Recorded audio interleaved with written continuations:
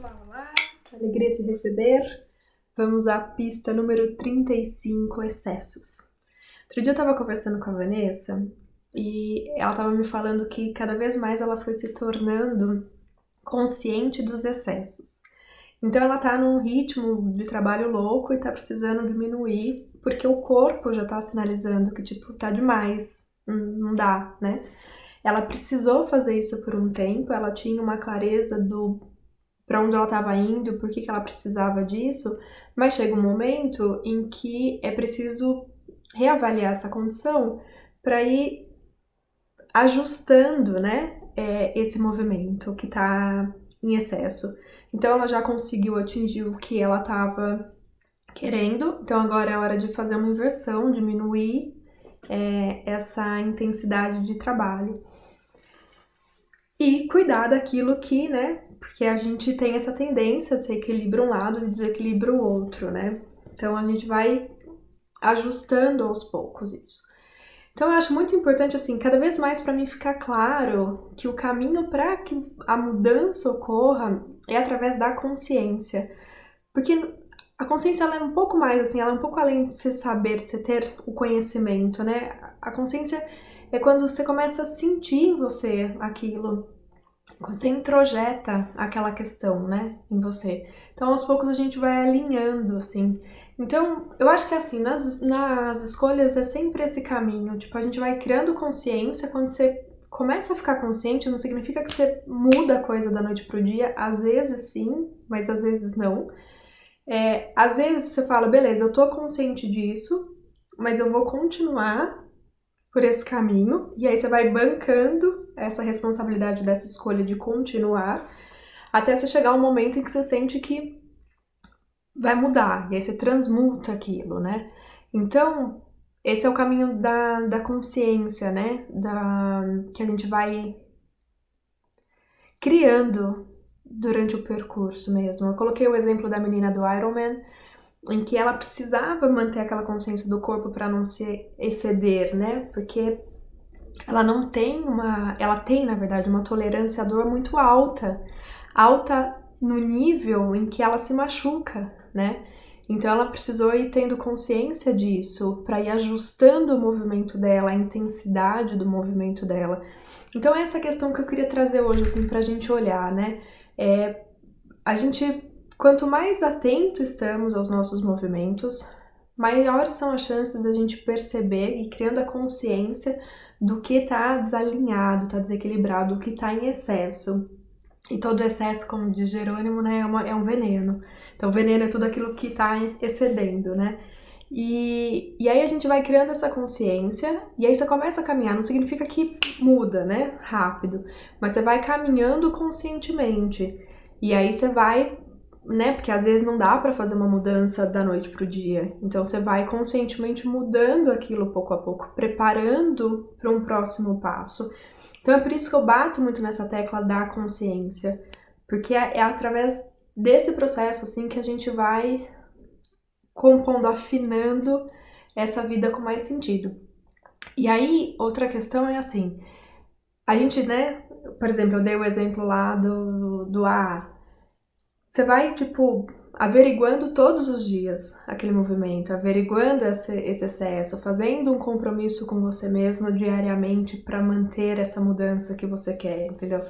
Porque às vezes acontece mesmo, tem gente que faz assim. A minha mãe, por exemplo, quando parou de fumar, um dia ela acordou e falou, parei, e parou, e pronto, e nunca mais.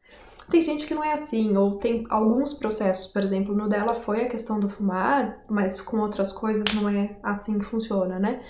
Então aí a gente vai fazendo essa manutenção. Então, para isso é importante que você fique consciente todos os dias da escolha que você está fazendo, da manutenção da escolha que você está fazendo e de quais são os momentos em que você está excedendo, né, para ir percebendo. Eu gosto sempre de imaginar que a gente vai expandindo através de movimento de contração e expansão, mas aos poucos. Se a gente tenta expandir tudo de uma vez, corre-se o risco de um rompimento, né?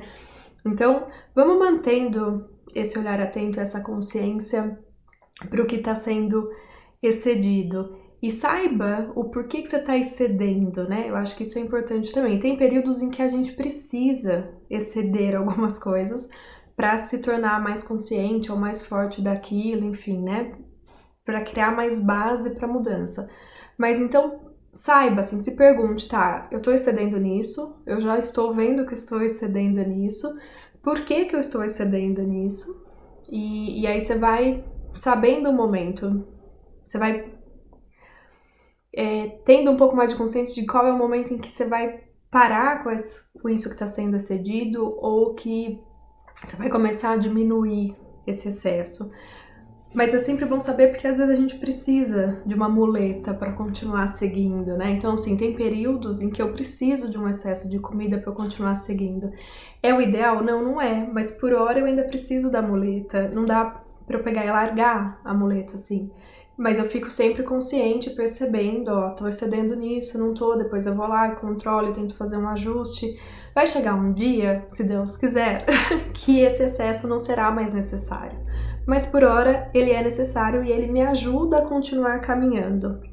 Então, vamos ir criando essas consciências, tá? Quais são os excessos ou muletas que a gente tá usando e para que a gente tá usando, assim, né? E vá sabendo o porquê que aquele movimento está acontecendo. Então, o olhar de hoje é para isso, assim, é para a consciência do excesso e saber em que momentos ele é um aliado também. Tem momentos em que ele não é um aliado, que ele tá ali prejudicando, e tem momentos em que ele serve como uma base, assim, como um aliado. Então, estar consciente desse processo ajuda a gente ter mais essa percepção e também ir mensurando, assim, né, de tipo, aquilo tá me dando mais força para continuar no caminho que eu tenho que seguir, ou aquilo tá minando as minhas forças e me tirando do caminho que eu tenho que seguir. Acho que essa é uma pergunta bem importante. Eu vou até pôr no texto que não tava antes, que é isso, assim, você perceber se, tipo, aquela muleta, aquele excesso, ele tá te ajudando, porque às vezes, né, quando a gente tá todo quebrado, ter uma muleta ajuda, ou quando a gente passa do limite e ele tá nos tirando do caminho, né? Ele tá tirando o nosso movimento de ascendente e colocando a gente no movimento descendente. Que é quando, por exemplo, você já não precisa mais da muleta, mas não larga a muleta, né? Como se, tipo, vamos supor que você quebrou o pé, você precisou da muleta por um tempo, e depois o seu pé já tá recuperado, mas você tá com medo de seguir sem a muleta e continua. Dali, ele te coloca num movimento que é descendente, né? Então, assim, ele já não tá mais ali a favor, ele já tá atuando contra. Então, isso é importante, isso também cabe naquela pista que eu coloquei, que era da gente saber de onde vem, né? Eu coloquei ali em relação à fala, né? Qual é a emoção por trás da fala, de onde vem a fala, mas serve também para as muletas. Então, de onde vem, né? Essa muleta, ela tá atuando a favor ou contra? Porque de onde ela tá vindo? Ela tá vindo como um instrumento que me ajuda a caminhar enquanto meu pé tá quebrado e precisa se recuperar? Ou ela tá vindo de um lugar tipo, não, eu tenho medo de seguir, então eu vou ficar me apoiando aqui nessa muleta, porque eu já não confio mais no meu pé. Então vamos olhar para essas questões aí nessa semana, tá bom? Beijo, beijo, beijo, até terça que vem.